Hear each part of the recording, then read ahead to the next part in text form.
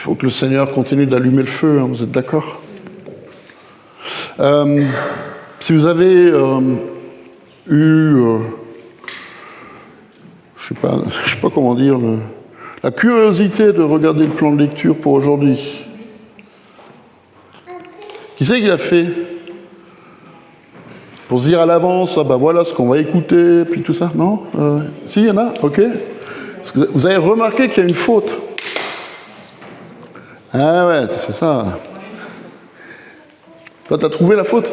Non. Ah, ouais. Ouais, t'as lu. Ouais. Ouais. En fait, il y a une faute. Il y a marqué, le thème du dimanche, c'est le fruit de l'esprit, mais à fruit, ils ont mis un S. Et je me suis dit, ça m'arrive de temps en temps de réfléchir, hein. Ça m'arrive pas souvent, mais parfois. Je me suis dit, est-ce que c'est une erreur ou est-ce que c'est fait exprès?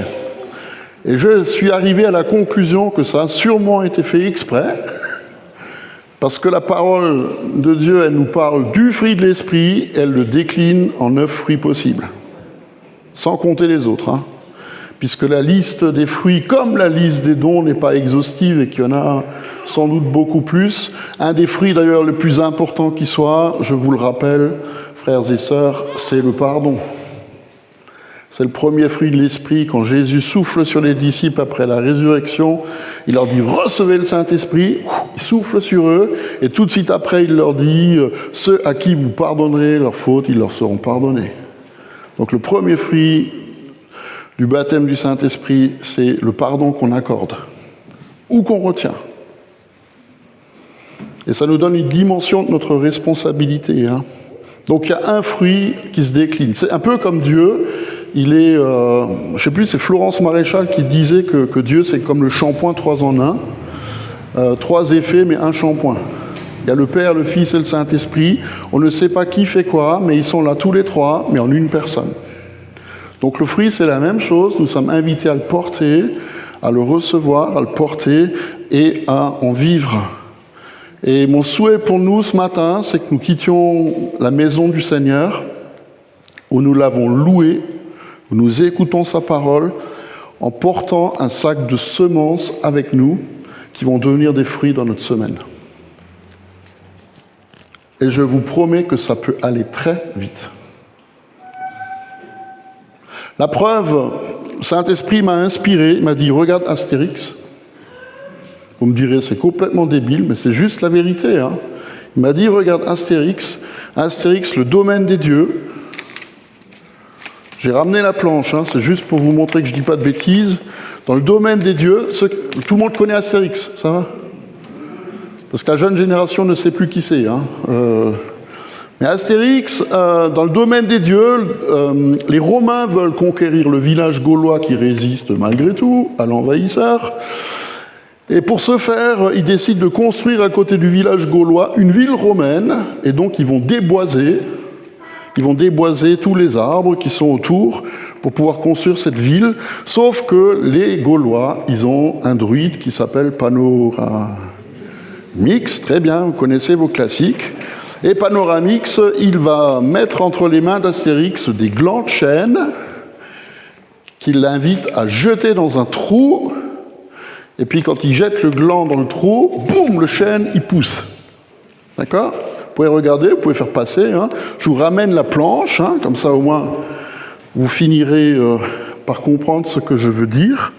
La semence plantée en terre peut donner rapidement du fruit. D'ailleurs, dans l'Apocalypse, si vous lisez le dernier chapitre, il est question du fleuve de Dieu qui coule, hein, qui coule au début, qui coule à la fin.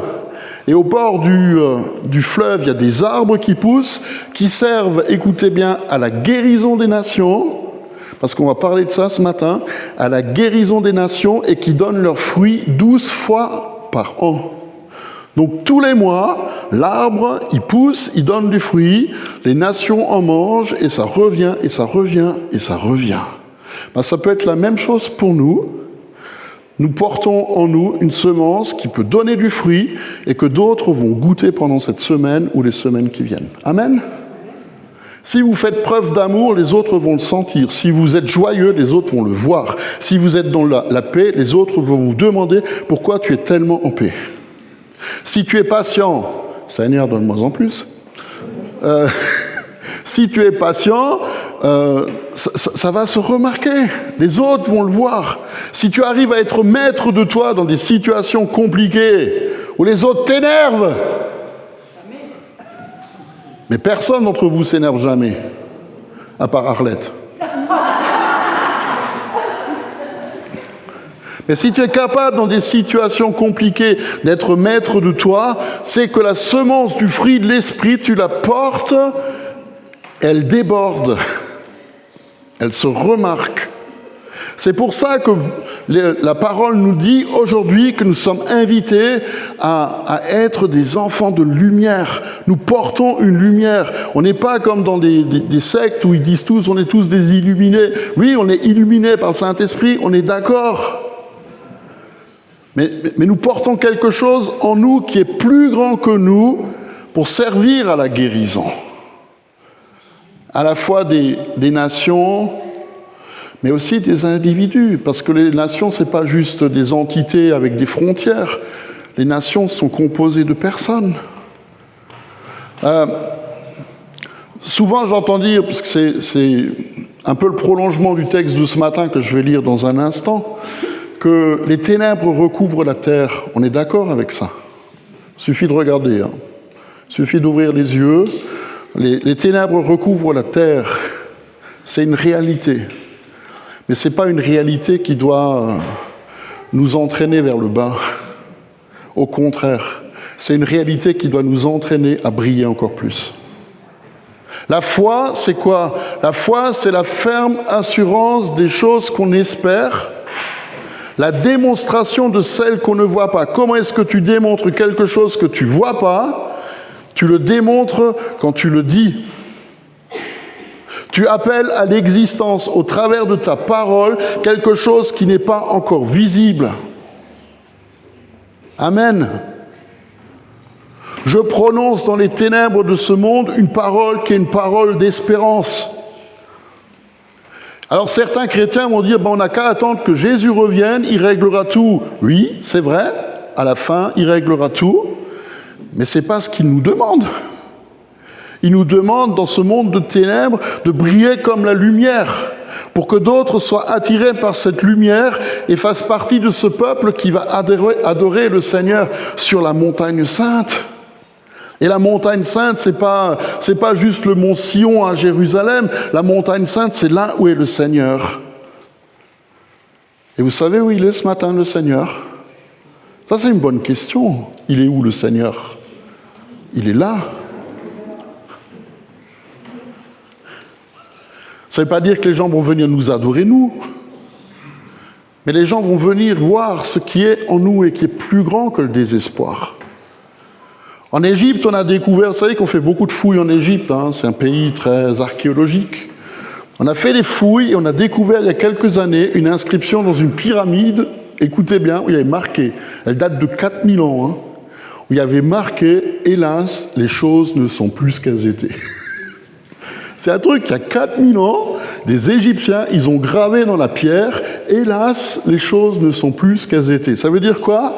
Ça veut dire que les gens étaient désespérés déjà à l'époque. Et nous, on croit qu'on a inventé le désespoir. Ben non, il était déjà là. Les choses étaient plus ce qu'elles étaient. Moi, je rajoute, elles ne le seront plus jamais comme ça. Est-ce qu'on le réalise? Est-ce que nous réalisons que les choses ne seront plus jamais comme elles sont ou comme elles étaient hier? Parce que le temps passe.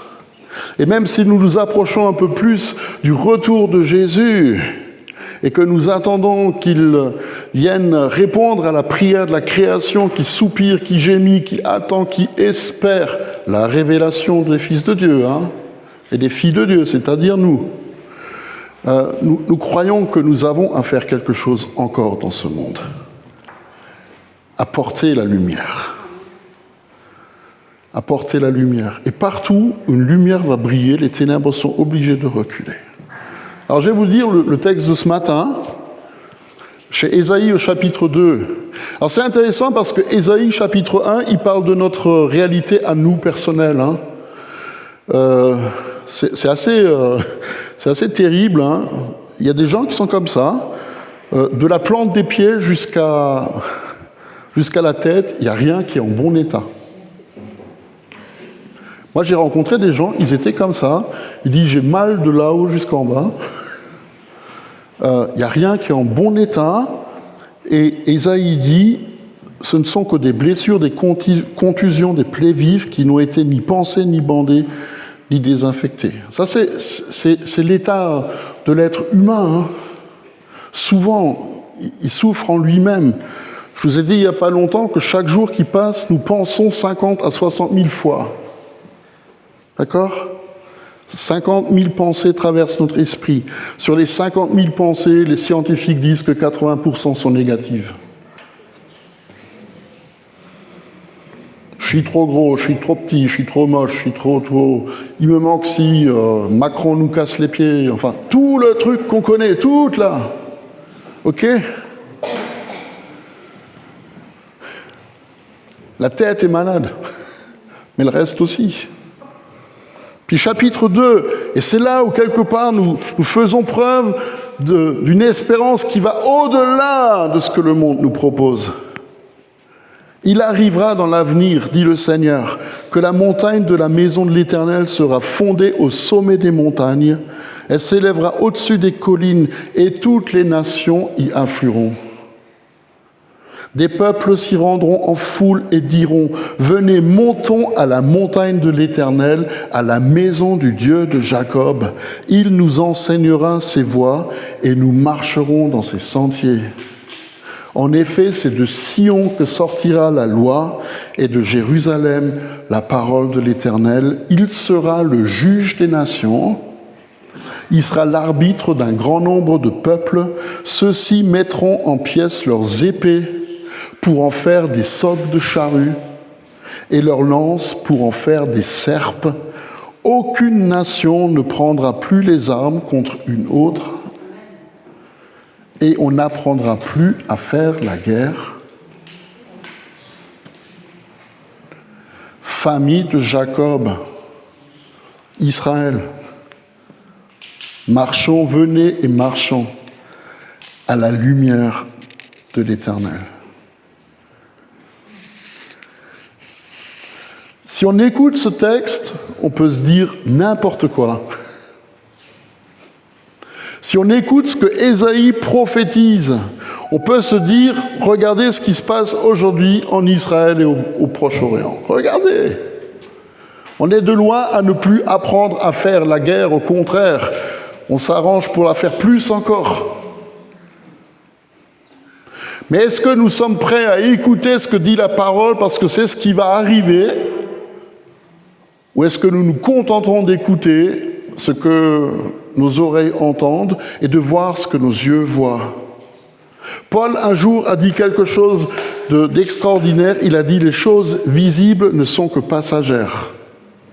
Les choses invisibles sont éternelles. » Et je vais vous donner un exemple concret, parce qu'il est question ici de transformer les lances, les épées en socs de charrue et en serpes pour jardiner.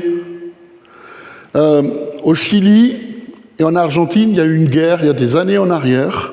Ils se sont combattus de manière assez terrible, un peu comme l'Inde et le Pakistan il y a quelques semaines. Et puis ils n'arrêtaient pas de se bombarder au-dessus des Andes, ils se tiraient dessus. Puis un jour, ils ont décidé de faire la paix. Et cette paix, elle dure aujourd'hui encore. Entre le Chili et l'Argentine.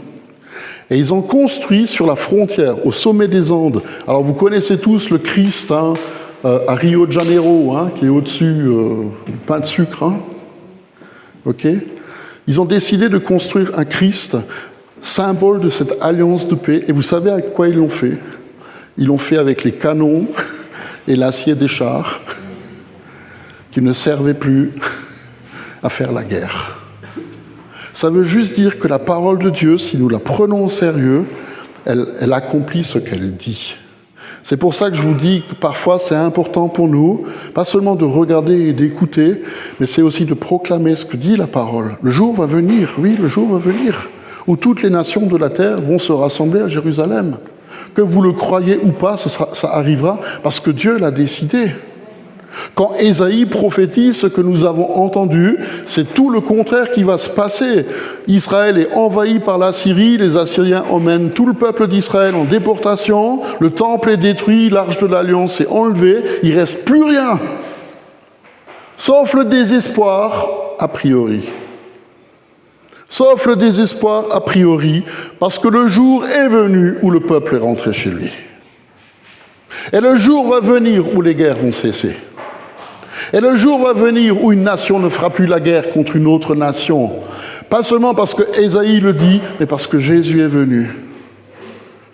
Jésus, il n'est pas venu pour condamner le monde, il est déjà condamné. Il est venu pour le sauver. Jésus est venu pour restaurer ce qui a été cassé. Jésus n'est pas venu apporter une paix comme les hommes peuvent la faire ou aimeraient la faire. Jésus est le prince de la paix et ce n'est pas la même chose. Et nous sommes ses représentants aujourd'hui sur la terre.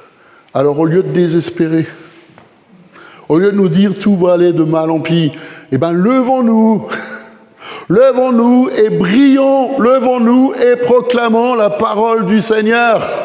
Levons-nous et disons que ce que le prophète annonce va s'accomplir. Amen. Qui de nous est prêt à se lever et à le dire? Alléluia. Soyez bénis. Au revoir à tous ceux qui nous écoutent.